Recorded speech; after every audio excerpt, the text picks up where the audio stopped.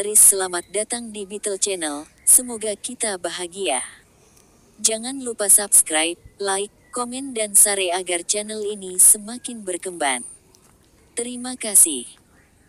Saat itu, Conrad mengunci Tuan Monty, tapi aku tidak tahu apakah itu akan berhasil. Valentine tiba-tiba berbicara. Conrad sangat senang dengan kinerja Valentine selama ini, jadi dia sangat ingin mendengar rencana lain darinya. Dia menjawab, silahkan. Valentine tersenyum licik dan berbicara, menurut apa yang baru saja kau jelaskan, aku pikir kita bisa menunggu sampai JW Electronics memproduksi produk mereka. Kita dapat mengundang mereka ke konferensi pers, dan jika produk mereka adalah pemutar MP3, kita akan dapat mengekspos mereka di depan pers. Conrad terdiam sejenak, tenggelam dalam pikirannya. Dia segera bangkit dan berjalan 2 langkah sebelum tiba-tiba melihat ke atas. Ada 2 manfaat dari rencana itu. Pertama, kita dapat menggunakan kekuatan media untuk memperkuat fakta bahwa Jasper membajak produk kita. Dan 2, itu juga iklan gratis untuk Melody. Pada saat itu, Jasper benar-benar tidak akan memiliki kesempatan untuk membalikkannya.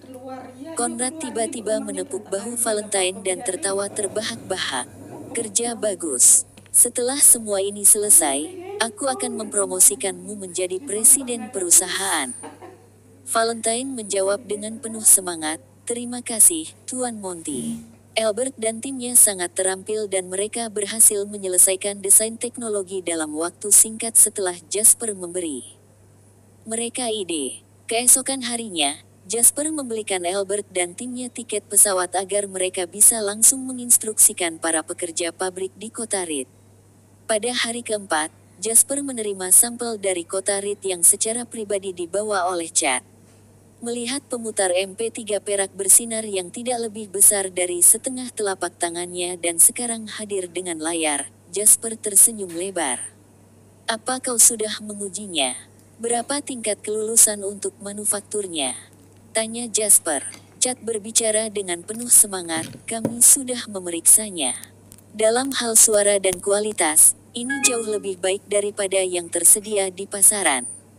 Kami juga telah meningkatkan kartu penyimpanan, sehingga produk kita dapat menyimpan setidaknya 50 lagu. Produk lain dan bahkan dari Amerika dan negara-negara Eropa hanya dapat menyimpan 30 lagu.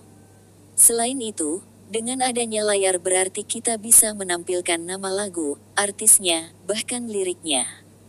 Itu saja telah mengumpulkan banyak peringkat bagus dari penguji sukarela di pasar. Untuk tingkat kelulusan, pekerja kami belum terlalu mengenalnya sehingga masih sedikit rendah.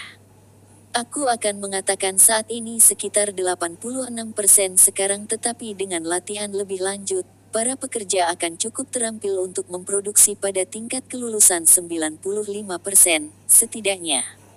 Itu sudah melebihi standar industri dan itu sepenuhnya dapat diterima. Kerja bagus. Jasper tersenyum puas. Bagaimana dengan biayanya? Biaya produksi sedikit tinggi. Produk seperti ini mungkin berharga sekitar $480 somer. Tetapi jika kita memutuskan untuk meningkatkan output, maka biaya bahan baku seperti layar dan papan sirkuit juga akan berkurang. Sedangkan berapa tepatnya biaya kami dapat diturunkan, itu tergantung pada kemampuan kami untuk memproduksi. Sampai sekarang, aku memperkirakan sekitar 30% pengurangan biaya. Mendengar itu, Jasper melambai padanya dan berkata, tidak perlu dengan sengaja menurunkan biaya. Bodoh jika mempertaruhkan kualitas hanya karena kita ingin biayanya lebih murah. Kau harus ingat bahwa produk kita adalah barang mewah, sehingga bisa lebih mahal. Orang yang mampu membeli pemutar MP3 mungkin tidak peduli dengan perbedaan $100, tetapi produk itu sendiri harus menarik minat mereka. Aku mengerti, Tuan Lin. Sementara Jasper dan Chad mengobrol, seseorang tiba-tiba mengetuk pintu ruang kerja. Kepala pelayan tua itu memberi Jasper undangan dan berbicara, Tuan Lin, seseorang yang tidak kukenal mampir beberapa menit yang lalu dan memberitahuku bahwa aku harus memberimu undangan ini. Dia pergi sebelum aku sempat menanyakan siapa dia. Jasper mengangguk. Baik, beri aku undangannya, kalau begitu. Kepala pelayan menyerahkan undangan itu kepada Jasper dan meninggalkan ruang kerja. Jasper membuka undangan dan tersenyum melihat apa yang tertulis di dalamnya. Chad, yang diam sejak kepala pelayan mengetuk pintu, bertanya dengan rasa ingin tahu, ada apa dengan undangan yang membuatmu tersenyum, Tuan Lain? Bab 702, Jebakan. Jasper mengangkat bahu dan memberikan undangan itu kepada Chad. Chad melihat dan reaksinya sangat berbeda dari Jasper dengan segera mengerutkan kening pada isinya. Melody Electronics ingin mengundang kita untuk peluncuran produk bersama. Dan mereka bahkan mengundang beberapa perwakilan televisi dan surat kabar. Mendengar itu, Chad langsung bereaksi. Ini adalah produsen pemutar MP3 yang selama ini mengiklankan produk mereka. Tepat. Dan mereka memiliki lisensi domestik untuk memproduksi pemutar MP3, Jasper berbicara dengan tenang. Chad mengerutkan kening dan berbicara, jadi, mereka hanya bermaksud mempermalukan kita di depan media, kalau begitu. Itulah mengapa aku menyebutnya jebakan. Aku khawatir ini tidak sesederhana membodohi kita. Mereka akan menggunakan kekuatan pers untuk sepenuhnya membunuh produk kita saat diluncurkan. Raut wajah Jasper tenang. Dia sudah bisa membayangkan betapa senang dan bangganya Conrad ketika dia membuat keputusan ini. Meski langkah Conrad agak mengejutkan dan mendadak, Jasper sama sekali tidak marah padanya. Bagaimanapun, mereka adalah saingan, dan tidak ada hukum yang menyatakan bahwa hanya Jasper yang dapat berkomplot melawan Conrad dan bukan sebaliknya. Mereka berdua hanya mencoba untuk menemukan titik lemah saat mereka menyerang dan membalas satu sama lain, dengan harapan untuk menyingkirkan yang lain sekali dan untuk selamanya. Tentang insiden di Koreana mengenai paten, Jasper telah menemukan cara untuk melawan Conrad. Namun, bukan kebohongan bahwa langkah Conrad hampir menghancurkan peluang Jasper untuk menghasilkan keuntungan melalui pemutar MP3. Conrad masih yang menyerang sekarang, dan Jasper harus bereaksi. Kali ini, Jasper memutuskan bahwa dia akan melakukan serangan balik. Mungkin sebaiknya kita tidak hadir, Tuan Lain, Chad menyarankan dengan alis berkerut. Jasper tersenyum. Jangan khawatir, aku punya rencana. Ikutlah denganku ketika aku hadir. Peran dalam jebakan ini belum diputuskan. Melihat bagaimana Jasper telah mengambil keputusan, Chad mengangguk dan memutuskan untuk ikut dengannya. Dengan persetujuan Chad, Jasper segera melakukan 2 panggilan. Mata Chad berbinar semakin terang saat Jasper menelepon beberapa kali. Panggilan pertama adalah ke Hudson Moore. Panggilan kedua dan ketiga adalah ke Reader dari Advent Entertainment Kota Harbor dan Ted dari Easy Media Ibu Kota Swallow. Dia melakukan 2 hal dengan panggilan itu. Hal pertama adalah meminta kedua perusahaan di bawah Advent Entertainment memberikan JW Electronics hak untuk menggunakan lagu artis mereka kedua. Kedua perusahaan media tersebut menandatangani perjanjian kerjasama strategis dengan Terizone. Terizone kemudian akan membuat situs pengunduhan untuk pemutar MP3, di mana lagu yang tersedia akan menyertakan artis dari kedua perusahaan media, secepat mungkin. Artis-artis itu merupakan 70% dari penyanyi terkenal di kota Harbor dan daratan. Kau ingin bermain dengan hak cipta dan hak paten, Conrad. Baik, maka kami akan memblokir kontenmu. Terus memangnya kenapa kalau kau memiliki pemutar MP3? Kau tidak akan dapat mengunduh musik apapun dan bahkan jika kau mengunduhnya, itu akan menjadi versi bajakan sementara pemutar MP3 kami akan menyediakan track dari sumbernya. Aku ingin melihat bagaimana kau akan memenangkan ini. Jasper tersenyum pada Chad yang bersemangat dan tidak sabar. Bab 733 hari kemudian, sebuah berita telah menyebar di kalangan penggemar teknologi di tanah air. Pemutar MP3 yang diproduksi di dalam negeri tersedia untuk umum sekarang. Masyarakat tidak perlu lagi menabung untuk mendapatkan barang impor, juga tidak perlu lagi membawa kaset. Melalui segala macam taktik, puluhan perwakilan media berpartisipasi dalam acara peluncuran produk baru Melody dan banyak orang memperhatikannya. Acara yang sangat dinanti-nantikan itu diadakan di Aula Konferensi Hotel Sheraton Kota Mauritius.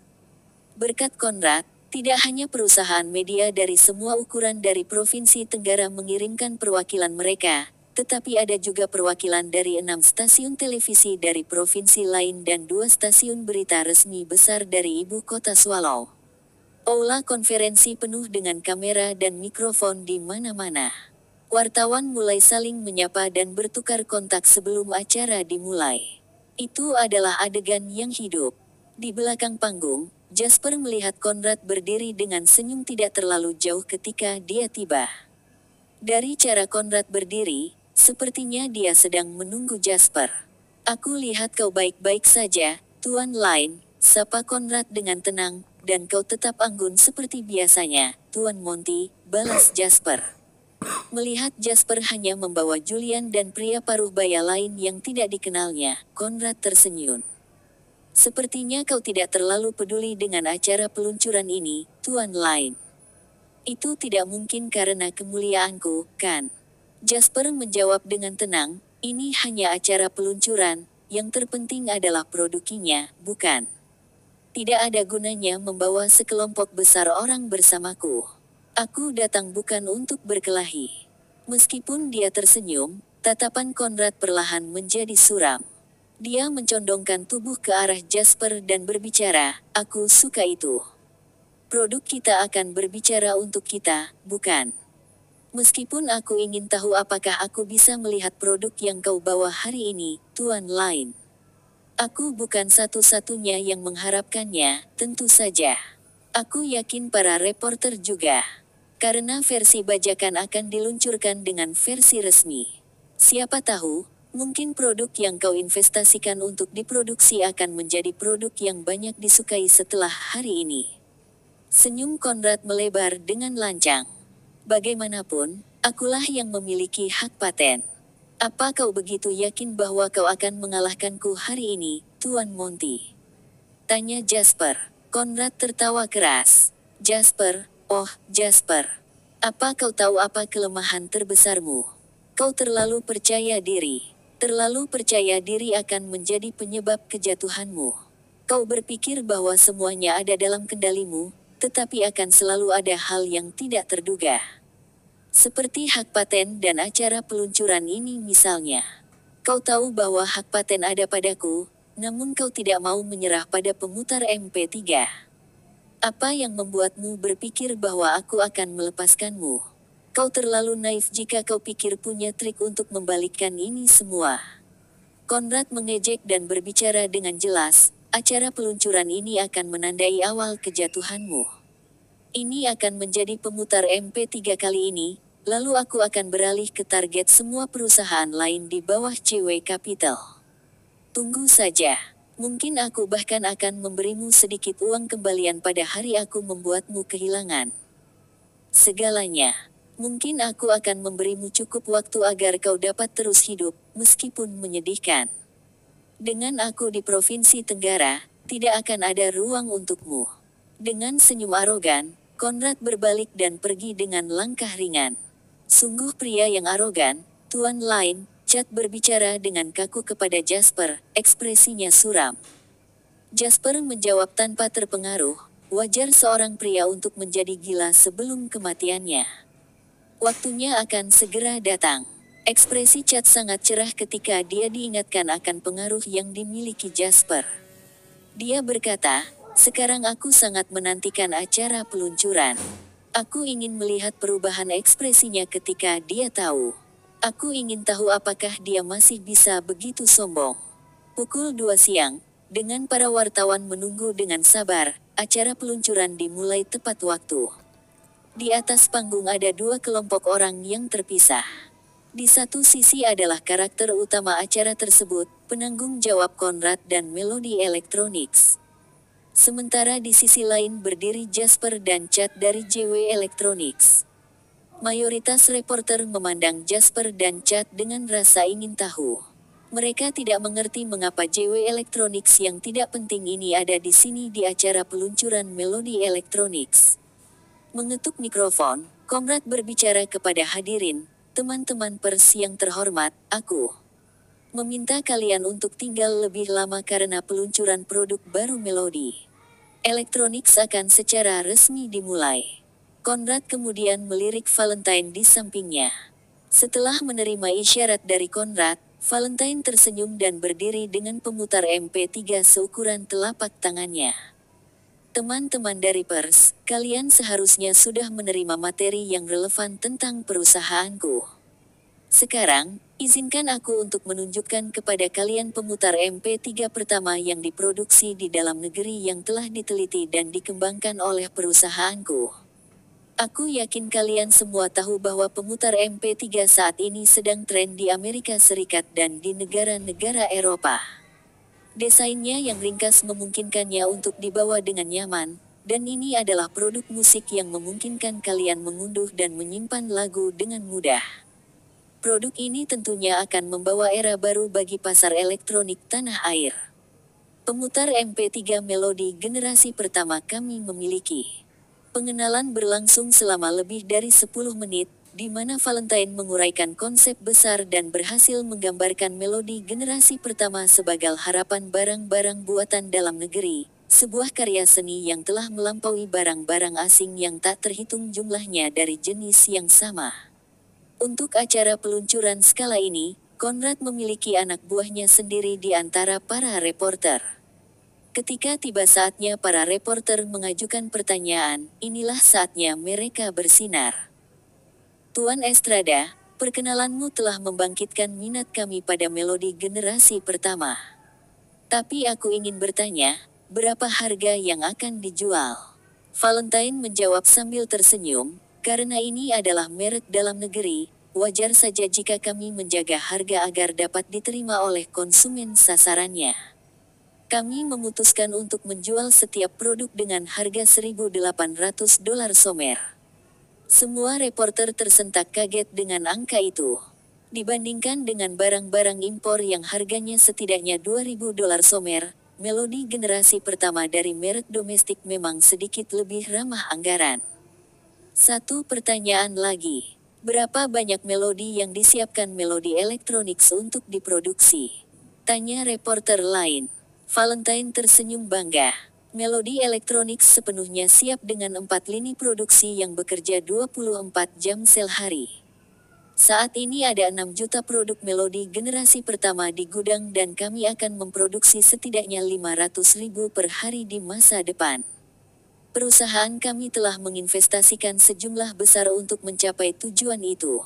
Kami tidak khawatir untuk berinvestasi terlalu banyak, karena kami yakin produk kami akan mengejutkan pasar pemutar MP3 di negara ini. Setelah topik mulai menjadi tren online, Conrad mengambil alih mikrofon dan tiba-tiba berbicara sambil tersenyum, kami memiliki berita lain untuk dibagikan, Tuan dan Nyonya. Tuan lain dari JW Electronics juga meluncurkan produk baru. Apakah kau ingin menunjukkan kepada kami produkmu, Tuan lain?